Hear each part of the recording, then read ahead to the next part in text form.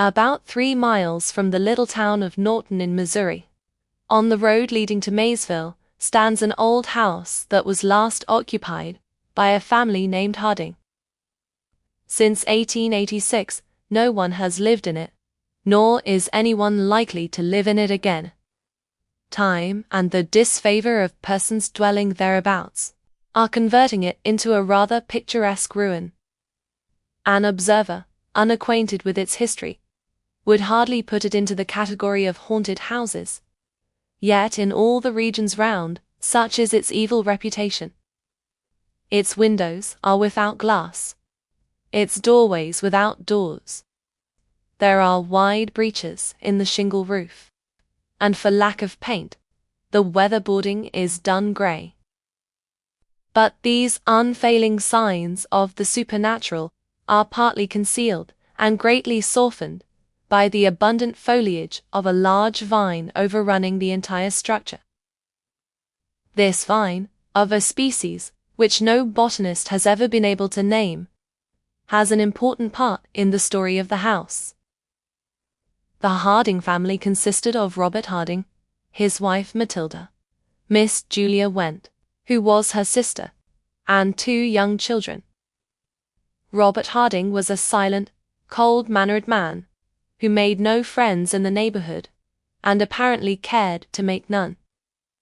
He was about 40 years old, frugal, and industrious, and made a living from the little farm which is now overgrown with brush and brambles. He and his sister-in-law were rather tabooed by their neighbors, who seemed to think that they were seen too frequently together. Not entirely their fault, for at these times they evidently did not challenge observation. The moral code of rural Missouri is stern and exacting. Mrs. Harding was a gentle, sad-eyed woman, lacking a left foot. At some time in 1884, it became known that she had gone to visit her mother in Iowa. That was what her husband said, in reply to inquiries, and his manner of saying it did not encourage further questioning. She never came back, and 2 years later, without selling his farm or anything that was his, or appointing an agent to look after his interests, or removing his household goods, Harding, with the rest of the family, left the country. Nobody knows whither he went. Nobody at that time cared.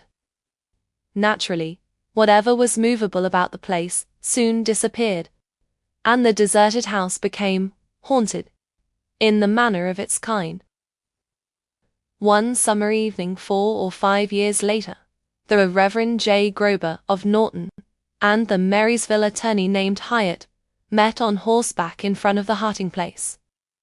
Having business matters to discuss, they hitched their animals, and going to the house, sat on the porch to talk.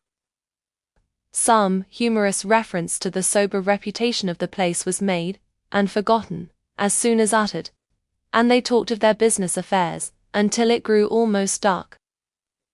The evening was oppressively warm, the air stagnant. Presently, both men started from their seats in surprise. A long vine that covered half the front of the house, and dangled its branches from the edge of the porch above them, was visibly and audibly agitated, shaking violently in every stem and leaf. "We shall have a storm," Hyatt exclaimed. Grober said nothing, but silently directed the other's attention to the foliage of adjacent trees, which showed no movement. Even the delicate tips of the boughs silhouetted against the clear sky were motionless. They hastily passed down the steps to what had been a lawn, and looked upward at the vine, whose entire length was now visible. It continued in violent agitation, yet they could discern no disturbing cause. "Let us leave," said the minister. And leave they did. Forgetting that they had been traveling in opposite directions, they rode away together. They went to Norton, where they related the strange experience to several discreet friends. The next evening, at about the same hour, accompanied by 2 others whose names are not recalled, they were again on the porch of the Harding house, and again the mysterious phenomena occurred. The vine was violently agitated, while under the closest scrutiny from root to tip, nor did their combined strength applied to the trunk serve to still it. After an hour's observation, they retreated, no less wise, it is thought, than when they had come. No great time was required for these singular facts to rouse the curiosity of the entire neighborhood. By day and by night, crowds of persons assembled at the Harding house, seeking a sign. It does not appear that any found it, yet so creditable were the witnesses mentioned that none doubted the reality of the manifestations to which they testified. By either a happy inspiration or some destructive sign, it was one day proposed, nobody appeared to know from whom the suggestion came, to dig up the vine, and after a good deal of debate this was done. Nothing was found but the root. Yet nothing could have been more strange. For 5 or 6 feet from the trunk, which had at the surface of the ground a diameter of several inches, it ran downward, single and straight, into a loose friable earth. Then it divided and subdivided into rootlets, fibers, and filaments, most curiously interwoven. When carefully freed from the soil, they showed a singular formation. In their ramifications and doublings back upon themselves, they made a compact network, having in size and shape an amazing resemblance to a human figure. Head, trunk, and limbs were there. Even the fingers and toes were distinctly defined, and many professed to see in the distribution and arrangement of the fibers in the globular mass representing the head a grotesque suggestion of a face. The figure was horizontal. The smaller roots had begun to unite at the breast. In point of resemblance to the human form, this image was imperfect. At about 10 inches from one of the knees, the cilia forming that leg had abruptly doubled backward and inward upon their course of growth. The figure lacked a left foot. There was but one inference, the obvious one. But in the ensuing excitement, as many courses of action were proposed as there were incapable counsellors.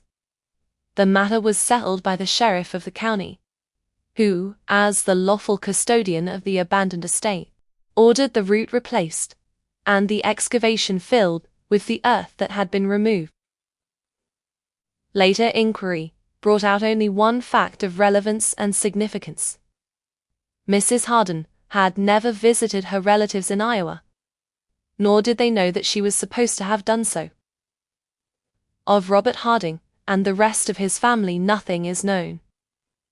The house retains its evil reputation, but the replanted vine is as orderly and well-behaved a vegetable as a nervous person could wish to sit under of a pleasant night, when the katydids grade out their immemorial revelation, and the distant whippoorwill signifies his notion of what ought to be done about it.